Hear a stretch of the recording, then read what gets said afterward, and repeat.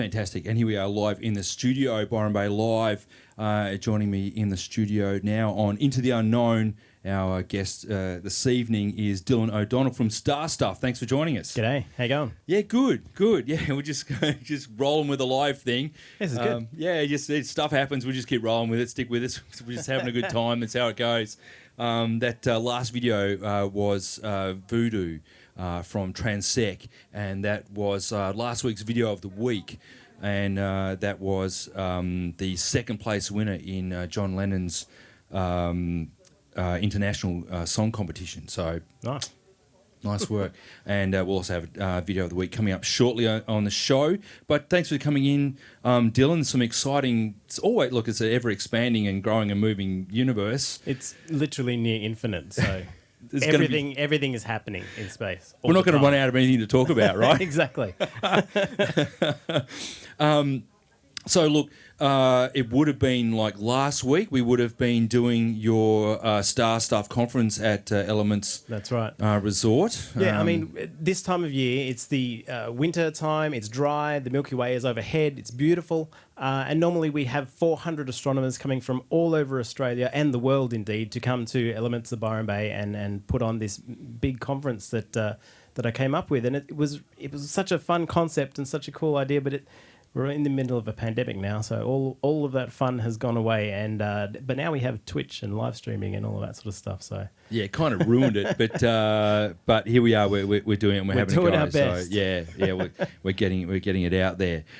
So there's in the astronomical world, there's been some interest this week. We've got recently we had the lunar eclipse. The other week. There's always a solar eclipse going on somewhere in the world, generally speaking. Yeah. And we've had a good run of lunar eclipses here over the last few years. They tend to happen in 2 and 3s. So we had 3 years running of just lunar eclipse. We're going to have a break from that for a while. There's going to be a massive solar eclipse in Sydney in, I think, 2028 or something like that. Don't quote me on that, but it's a long time away. But in the meantime, the big deal at the moment has been Comet Neowise. Have you seen any coverage of Comet Neowise? I know a little bit. I did see some beautiful footage, like motion capture footage of it. Yeah. I mean, so at the moment, it's Northern Hemisphere. People in the Northern Hemisphere are seeing this beautiful tail across the horizon. There's some debate over whether you can call it a great comet. In the control room, can you get a photo of Comet Neowise up? There it is. Oh, there we beautiful. Go, the Stonehenge. This is a NASA what a shot! Photography photo of the day. It's pretty nice, isn't it? That's beautiful. And this is one from Michael Jager. You can see the knots in the tail there. Now, there's some debate over whether you can call this a great comet or not. And in history, when comets come over and light up the sky like this, where you can see them with your own eyes, there's usually some sort of great tragedy, or a king dies, or something weird happens on Earth. But clearly that's false. Nothing weird's happening this year at all. No. Just because there's a big comet in the sky. Nothing weird going on down here. Everything's fine. Now, you might be wondering why comets have 2 tails. You can, if you just pull that comet photo back up. Can we bring that image back up? So, why do comets have 2 tails? So, you can imagine if you were walking down the street and you've got long hair, but you were leaving breadcrumbs behind you. There'd be a trail of breadcrumbs down the street. But if the wind was going perpendicular to you, your hair would be shooting out the other direction. So you've got a tail of breadcrumbs and a tail of long hair, so 2 directions. And that's what's happening with the comet. It's moving through space, leaving a trail of debris behind it, but it's also being pushed by the solar winds as well, which is pushing that ion tail in the other direction. Wow. Spectacular imagery. And being one of Australia's, if not one of the world's leading astrophotographers, you're renowned for your work as a. I'm all right. Yeah, you're okay. I've got a few good shots. You've done some stuff. I've got a couple. Do you want to? I think the guys in the control room have 1 or 2 of my shots in there. This is one I took 2 nights ago over Byron Bay. I run the Byron Bay Observatory, which is technically the easternmost observatory in Australia, but really it's just a little man cave in my backyard. And with my big telescope, and there's a sombrero galaxy. It looks kind of like a Mexican hat, I suppose. Wow. Yeah. Oh, and this is a comet that I took. See, this is the funny thing about living in Byron Bay, is that I was out there taking photos of the comet, and it's just me. I feel like I'm the only kind of sciencey space nerd in the town. You know, everyone's into astrology and tarot cards, and you know, wearing a lab coat's like wearing a leather jacket. I'm the huge rebel. You're rocking it. You're rocking it. You're an Astro rebel. Love it. That's fantastic. Look, well done. Beautiful imagery. Love your work. That's like those photographs are just fantastic. And as you said, that's from your backyard around here in Byron Bay. That's right. I do run a little YouTube show as well. So it's called Star Stuff as well, just like the event that we normally run every year. And I have a decent audience of people just like you and me, but we're in our backyards taking photos of space. And it becomes this obsession, just getting out and getting the best photos possible. It is a bit of a gateway drug into actually doing science. So if you're worried about your kids actually getting into science, probably don't buy them a telescope. It can have a pretty profound effect on their life, as it has for me. But yeah, so I've just finished my astronomy degree. I've done 2 years at Swinburne, and so now I'm officially, I don't think I can call myself an amateur astronomer anymore. I'm an actual astronomer. Oh, yeah. Right. Got the paper to prove it. Exactly. But I don't have the graduation because of coronavirus. Yeah, that's right. We'll work something out.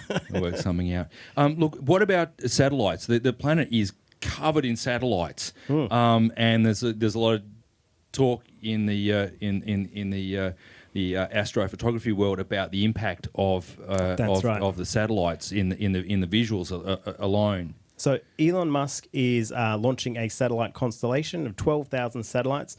To give you some idea of the impact of that, we only have about 12,000 satellites anyway in all of human history, and Elon Musk is launching up another 12,000 basically in a few years. The effect of this will be at any given point, anywhere in the world, there'll be 3 of his satellites above you. And so you'll be able to get internet wherever you are in the world. But it sort of is like a new network that will be, it'll be military, it'll be GPS and all that sort of thing. But it will also potentially be streaking through our photos. So whenever you expose a photo of the Milky Way or space in general, there will be these streaks running through it. So is Elon astrophotographers are freaked out. Is ruining astrophotography? Is that what he's doing? He's going to ruin astrophotography forever? Potentially, but you got to remember, Elon is a huge nerd. Like, he's in it for space. He wants to get to Mars. He's all about space. So I don't think in his heart of hearts he's out to destroy our view of the night sky or get in the way of launches. But what would happen is that all of the astrophotography that's happening now will be without the satellites in it, whereas possibly from now on, every image could potentially have satellite interference in it. But to be honest, when you're out taking photos of the night sky as I am, there are satellites almost in every frame already. Right. These satellites that Elon is putting up are a little bit smaller. They don't have they're really micro satellites, CubeSats. So the jury's still out for me. I need to see how this rolls out. The launches are quite dramatic. You see these huge streaks across the sky, and they're quite scary to see, as a photographer especially. But now that they're up in the orbits that they're in, I don't see lots of people complaining about the images necessarily or identifying them at all. Jury's out. Yeah. Jury's out.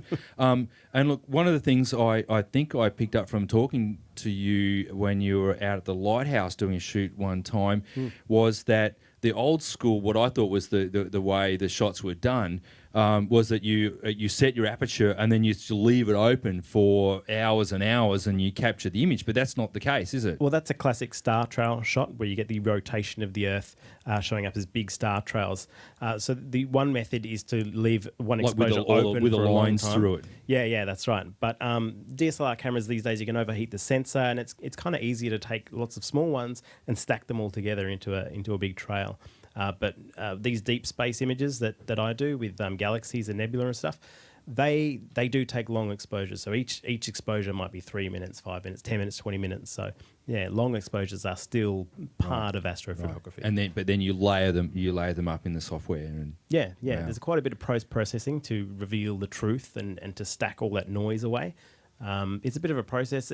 I'm not going to bore you with the technical details of that on a show like this, but if you're interested, do check out my YouTube channel. Just do a Google search for Byron Bay Observatory, you'll find me. Fantastic.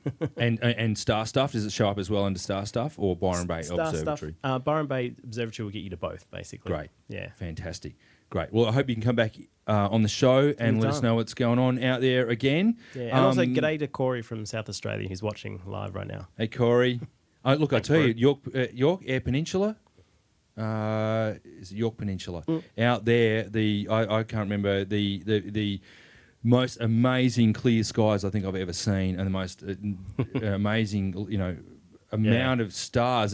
You don't realise until you get away from a city and away from the light pollution how much impact that has, and you go, "Oh my God, I've never seen so much." It's easy to forget that most people don't see space ever because they live in a capital city. You can't look up and see anything but the brightest stars of the moon. We're so privileged to live in Byron Bay. We can go out in your backyard and see the Milky Way with your own eyes. It's unbelievable. And doing that makes you a very small part of the population of the world who can actually do that. Yeah, there you go. And if you're in a place where you can't experience that, then check out Dylan's photography. What's next coming up? What's the next kind of thing to look out for as an astro?